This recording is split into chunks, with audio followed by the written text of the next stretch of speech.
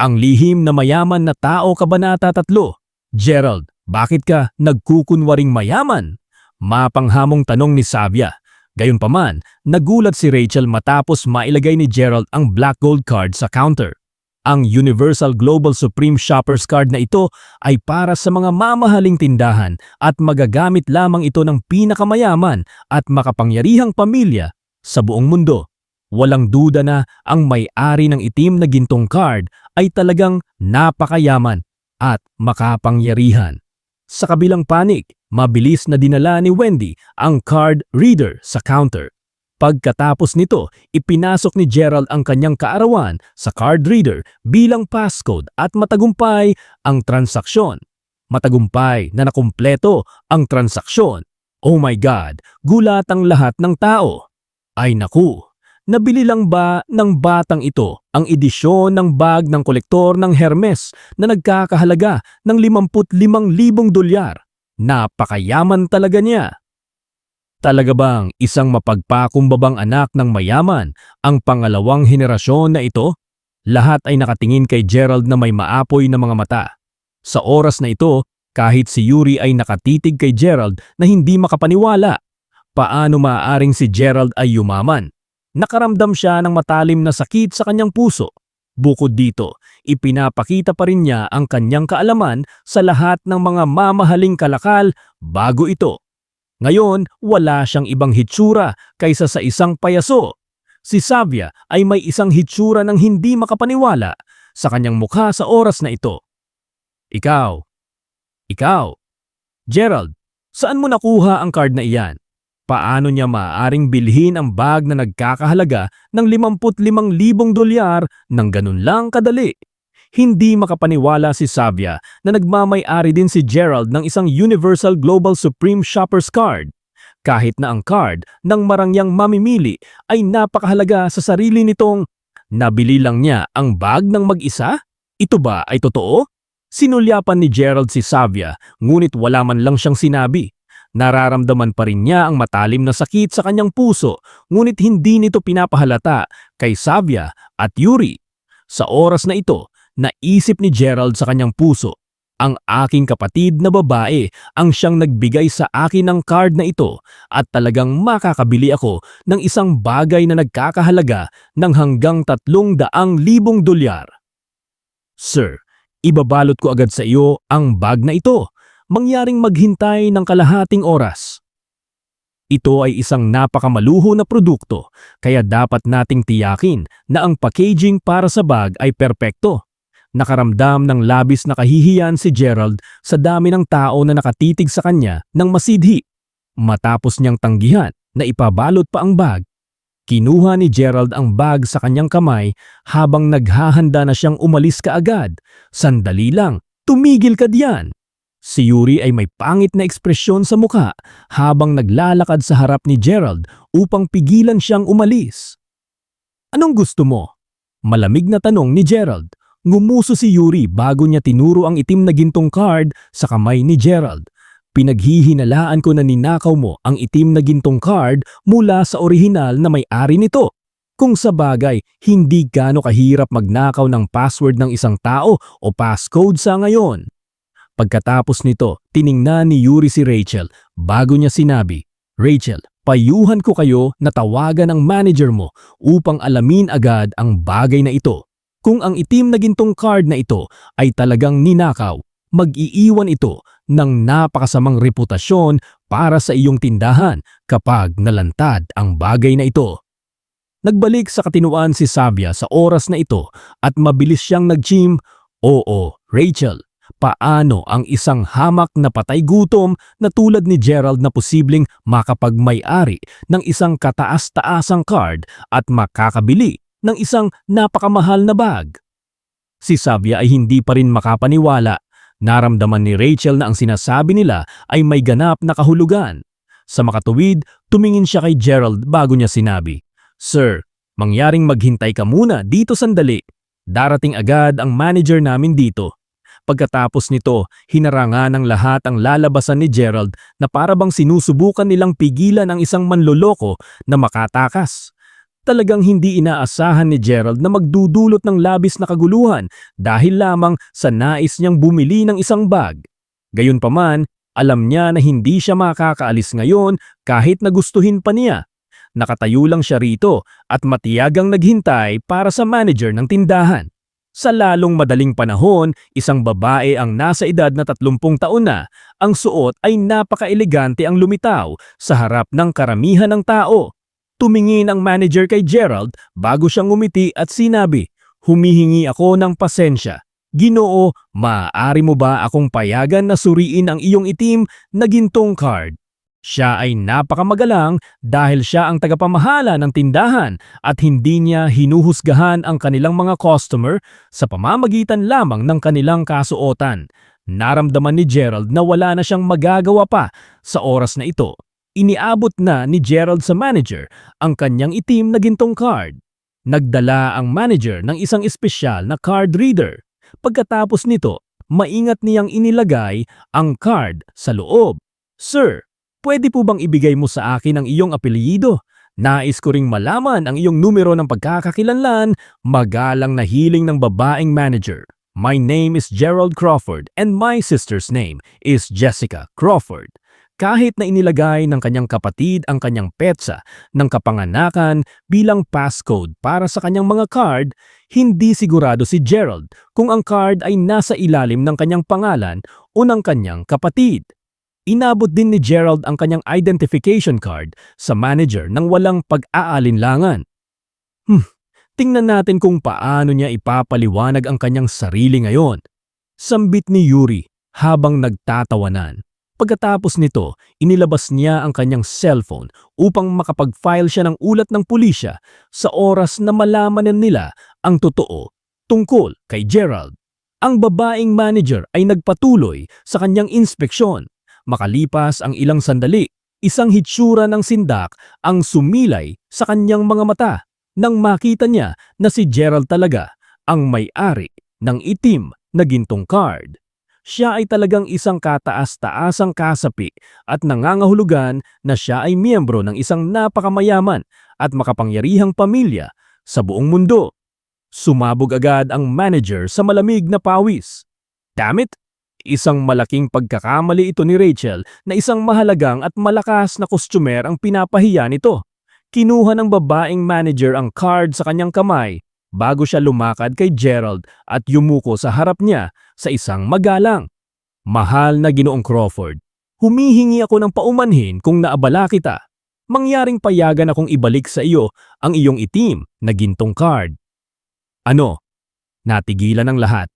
Si Rachel ay nakatayo sa daan ni Gerald sapagkat sinusubukan niyang pigilan siyang umalis at naramdaman niya ang labis na kahihiyan sa oras na ito. "Manager, sigurado ka ba na hindi ka nagkakamali? Siya ba talaga ang may-ari ng itim na gintong card na yan?" Tinaas ng babaeng manager ang kanyang kamay at hinampas sa mukha si Rachel. "Tumabi ka na." Tinakpan ng kamay ni Rachel ang mukha niya nang mabilis itong tumabi. Nataranta sina Yuri at Savia.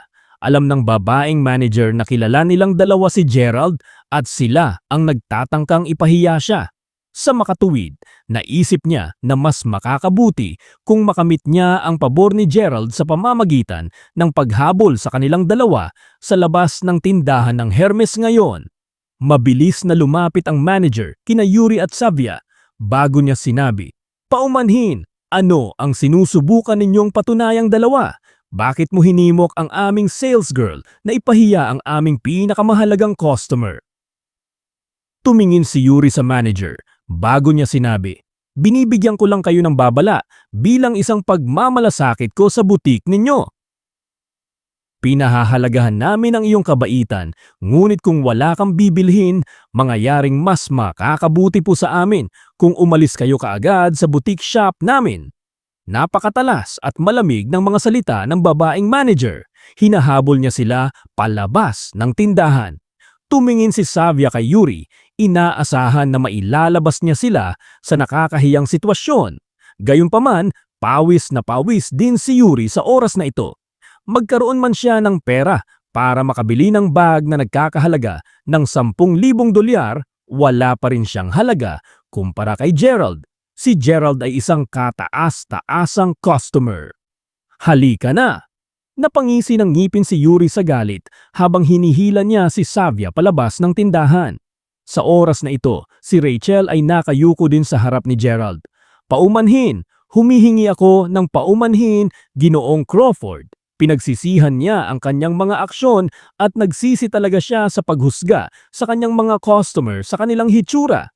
Pumikit si Gerald sa kanya at simpleng ngumiti siya kay Wendy bago niya sinabi, "Maraming salamat sa lahat ng tulong mo sa akin ngayon. Hindi na kailangan balutin ang bag dahil nagmamadali ako. Paalam!" Pagkatapos nito, kinuha ni Gerald ang bag bago siya umalis kaagad. Ito ang kauna-unahang pagkakataon na nanalo siya sa isang laban tungkol sa pera. Sa katunayan, hindi siya ang uri ng taong gagastos ng labis. Gayunpaman, sa wakas ay isang ordinaryong tao si Gerald na maaaring mabuhay ng hindi nag-aalala tungkol sa pera. Pagkaalis sa tindahan ay nagsimulang tumunog muli ang cellphone ni Gerald. Ito ay isang tawag sa telepono mula kay Noemi. Naririnig ni Gerald ang nag-aalalang boses ni Noemi sa kabilang dulo ng sinagot niya ang tawag. "Gerald, wala akong pakialam kung ano ang tingin ng ibang tao tungkol sa iyo, ngunit isa ka sa pinakamalapit kong kaibigan. Kailangan mong pumunta sa aking birthday party ngayong gabi. Narito na ang lahat ng iyong mga kasama sa dormitoryo." Ngumiti si Gerald bago siya sumagot, "Sige, pupunta ako doon. Nga pala, tiyaking maganda ang hitsura mo ngayon. May nais akong ipakikilala sa iyo." Sinabi ulit ni Noemi sa telepono. Napailing na lang si Gerald na walang magawa dahil hindi niya kayang ibigay kay Noemi ang bag nang hindi ito nababalot. Lumakad si Gerald sa isang kalapit na supermarket upang bumili ng isang plastic bag sa halagang 20 sentimo. Pagkatapos nito, inilagay niya ang bag ng Hermes sa pulang plastic bag. Sumakay siya ng taksi bago siya sumugod sa Jade Restaurant. Sa oras na ito, sa Jade Restaurant, ibinaba na ni Noemi ang telepono bago siya ngumiti sa batang babae na nakaupo sa tabi niya. Ang batang babae ay ganap na maganda at mukha siyang isang diyosa. "Alice, mabait na kaibigan ko si Gerald, napakabait at edukadong tao. Gusto ko sana siyang ipakilala sa iyo mamaya." Suot ni Alice ang kanyang earphones at nanginginig ang mga paa habang nakikinig ng musika. Napakakinis at napakaganda niya talaga.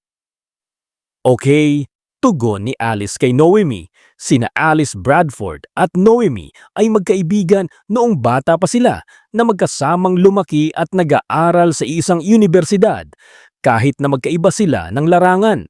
Dahil kaarawan ngayon ni Noemi, inimbitahan niya si Alice at ang ilan sa kanyang mga kaibigan sa dormitoryo na ipagdiwang ang kanyang kaarawan kasama sila. Sa oras na ito, alam din ni Noemi na kahit isang diyosa si Alice, single siya simula high school at kasalukuyang naghahanap ng girlfriend. Binuksan ni Alice ang isang bote ng juice habang masarap itong inumin. Sa oras na ito, bumukas ang pinto. Ang lihim na mayaman na tao, Kabanata 4. Gayunpaman, ang taong pumasok sa pintuan ay hindi si Gerald. "Danny, anong ginagawa mo dito?" Nagbago ang ekspresyon ng mukha ni Noemi pagkakita niya kay Danny. Pareho silang magkaklase at si Noemi ay malapit sa kanila. Gayunpaman, nalaman ni Noemi kaninang umaga na niloko ni Danny si Gerald. Kaya naman, naiinis si Noemi kay Danny. "Hindi ko inaasahan na napakakapal ng balat ng taong ito at talagang pumunta pa dito kahit alam niyang galit ako sa kanya." "Noemi, galit ka pa ba? Nagbibiro lang ako kasama si Gerald kagabi. Sino ang mag-aakalang ihahatid niya ang kahon kay Yuri?" Sagot ni Danny habang ngumiti siya ng masigla. Marami rin sa kanyang mga kasama sa kuwarto ang sumama din sa kanya at lahat sila ay nagdala ng mga regalo. Sa pagsasalita tungkol dito, ang pamilya ni Noemi ay napakayaman din at inalok na ni Noemi na tulungan si Gerald ng maraming beses. Gayunpaman, palaging tinatanggihan ni Gerald ang kanyang alok. Kilala ni Danny si Noemi mula pa noong sila ay nasa high school. Naomi, ito ba si Gerald na ipapakilala mo sa akin? Ano ang nangyayari? Tanong ni Alice habang nakatitig kay Danny. Pagkakita na lang ni Danny kay Alice, ang kanyang mga mata ay nagniningning ng maliwanag. Sa katunayan, nais na niyang makilala si Alice mula pa noong unang panahon. Si Alice ang pinakamagandang batang babae na nakita niya sa Broadcasting and Media Department. Sa oras na ito, ang tanging dahilan kung bakit siya nakakuha ng lakas ng loob na lumapit at humingi ng tawad kay Noemi nang walang anumang intensyon ay dahil alam niyang nandito rin si Alice.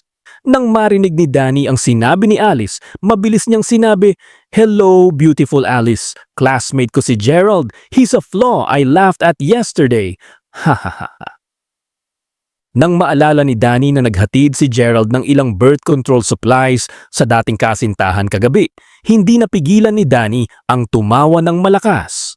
"Manahimik ka nga," sagot ni Noemi habang nakatingin kay Danny. Sa oras na ito, may isang kakaibang ekspresyon sa mukha si Alice. Mayroon bang napakalaking pagkakaiba sa pagitan ng mahirap at mayamang mag-aaral? Ang mga kasama sa bahay ni Gerald ay mayroon ding napakapangit na ekspresyon ng kanilang mga mukha sa oras na ito. Okay. Wala na akong sasabihin pa. Tumawa si Danny bago sinabi niya, "Naomi, bakit hindi mo tingnan ang nakuha ko para sa iyo?" Sa oras na ito, may nagtulak ulit ng pinto. Pagkabukas ng pinto, lumakad si Gerald na may dalang isang pulang plastic bag sa kanyang kamay. "Gerald, narito ka na sa wakas." Agad na tumalon si Noemi na may ngiti sa labi. Tumango si Gerald bilang pagkilala at agad niyang napansin si Danny na nakatitig sa kanya na may isang mapanuyang ekspresyon sa mukha. Kung tutuusin, may hamak na ekspresyon sa mukha ni Danny kung ito ay mayaman na bata sa ibang henerasyon. Gayunpaman, sa ngayon, si Gerald ito. Tinaas din ni Alice ang kanyang ulo upang tumingin kay Gerald sa oras na ito. Kung tutuusin, gustong-gusto ni Alice na makahanap ng boyfriend pero agad niyang sinabi na hindi naman siguro sa mayamang pamilya si Gerald. Hindi alintana ni Alice kung galing siya sa ordinaryong pamilya basta gwapo at kaakit-akit. Gayunpaman, kahit na gwapo si Gerald, masasabi ni Alice na ang lahat ng mga damit na suot ni Gerald mula ulo hanggang paa ay hindi nagkakahalaga ng higit sa $50. Masyado siyang ordinary.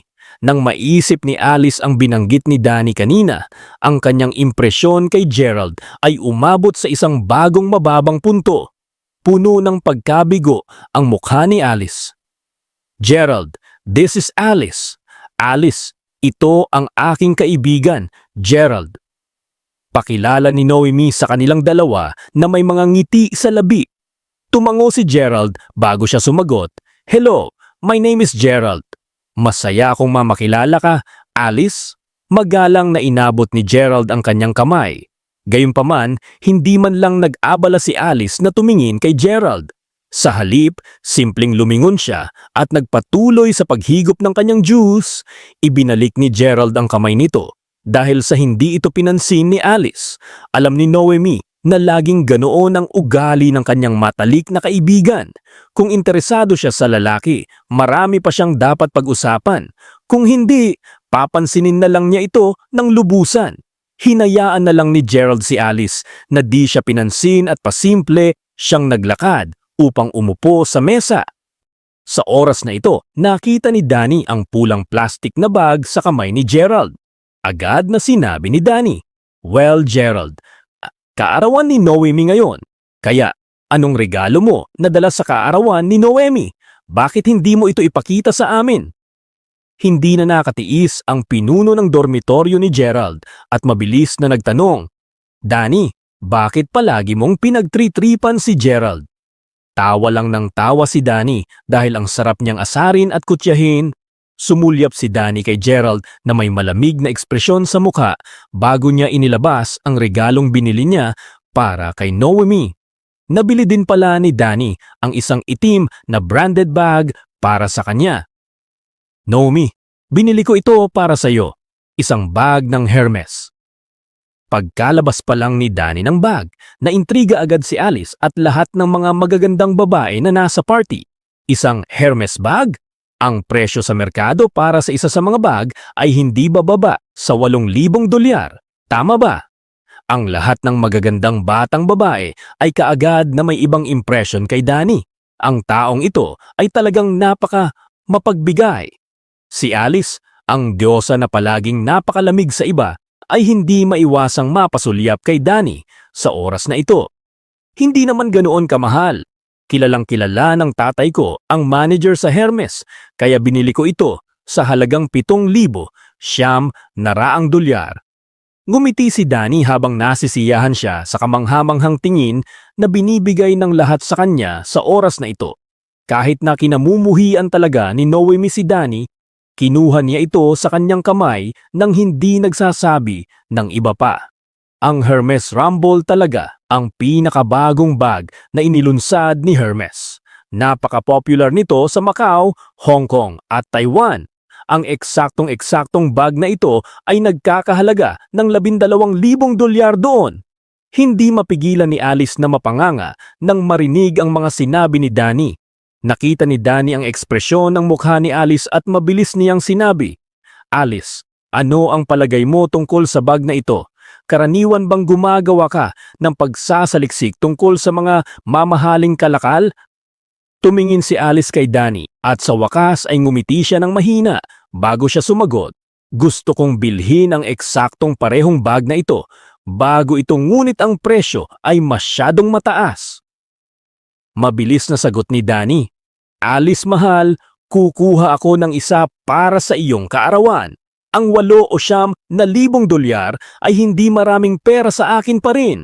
Bukod dito, alam ko ang lahat na nagtatrabaho sa Hermes B-Boutique Store sa tapat ng aming universidad." Walang sinabi si Alice ngunit simpleng ngumiti siya kay Danny. Kahit na hindi niya personal na kilala si Danny, narinig na niya ang tungkol sa kanya noon at alam niyang playboy siya.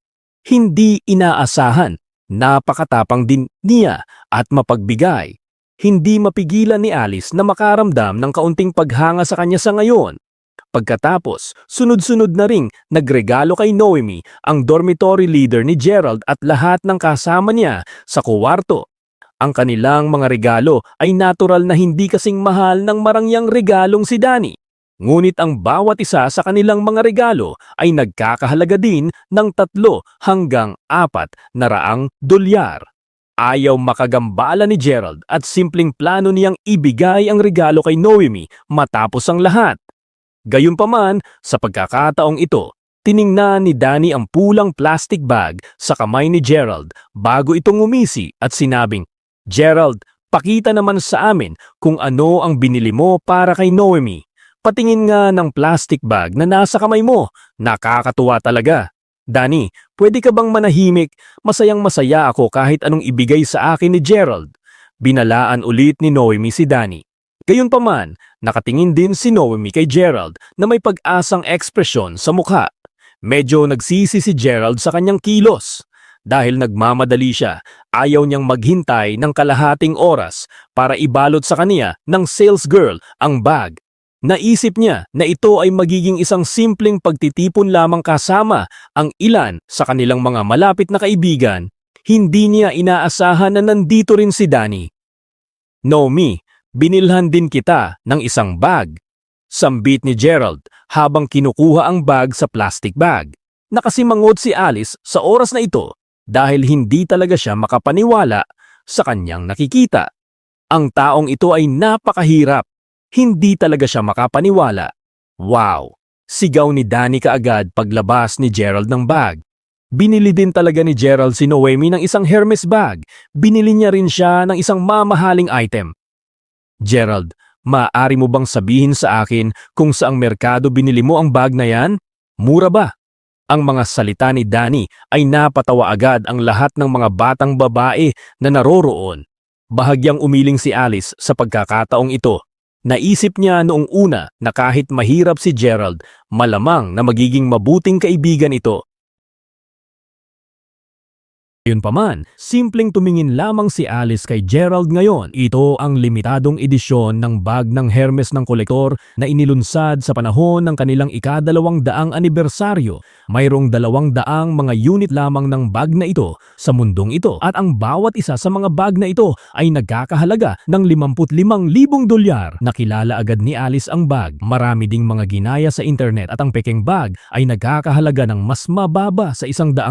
Gayunpaman, gaano man kabuluhan ang isang tao, hindi nila bibilhin ang peking bersyon ng bag na ito dahil nakakahiya talaga na gumamit ng peking high-end na produkto. Hindi magalang si Alice nang masulyapan niya si Gerald. Akala ni Noemi ay bibilhan siya ni Gerald ng mga gadgets pero hindi niya talaga inaasahan na bibilhan siya nito ng imitation item. Gayunpaman, nakangiti pa rin si Noemi habang sinabing, "Salamat Gerald. Ako ay lubos na nagpapasalamat at masaya sa anumang ibigay mo sa akin. Ngunit hindi ka dapat gumastos ng maraming pera sa hinaharap. Ang $100 ay isang malaking pera para sa iyo." Gustong ipaliwanag ni Gerald ang kanyang sarili at sabihin kay Noemi na ito ay isang tunay at orihinal na Hermes bag, ngunit kitang-kita niyang binibigyan na siya ni Alice at ng kanyang mga kasama ng nakakadiring tingin. Kaya naman alam niyang walang maniniwala sa kanya kahit pilit niyang ipaliwanag ang sarili niya at baka lalo pa siyang hamakin. Sa pagkakataong ito, tumingin si Alice kay Noemi bago niya sinabing, "Noemi, bakit mo naging kaibigan ang hindi mapagkakatiwalaang tao?" Ayaw ni Noemi na ilagay sa awkward position si Gerald. Kaya naman sinubukan niyang ibahin ang usapan. "Sige, lahat. Aking kaarawan ngayon at talagang masaya ako na maipagdiwang ito sa inyong lahat. Halika kayo at gumawa tayo ng toast." Si Alice at ang mga kasama sa silid ay nagpatuloy sa pagtitig kay Gerald na naiinis habang ang iba pang mga lalaki ay hindi talaga tumugon. Pasimpleng ang ginisian ni Danny at ng kanyang mga kaibigan. Si Gerald ayaw pahirapan ni Gerald si Noemi dahil alam niyang naiipit ito sa pagitan nila ng mga kasama nito. Mabilis siyang tumayo at sinabi, "Noemi, happy birthday sa iyo. Ngunit naalala ko lang ang isang bagay na dapat kong gawin pabalik sa aking dormitoryo. Kaya aalis muna ako. Magsaya ka." Alam ni Gerald na hindi na magandang magtagal pa, kaya agad siyang tumayo para umalis. "Gerald,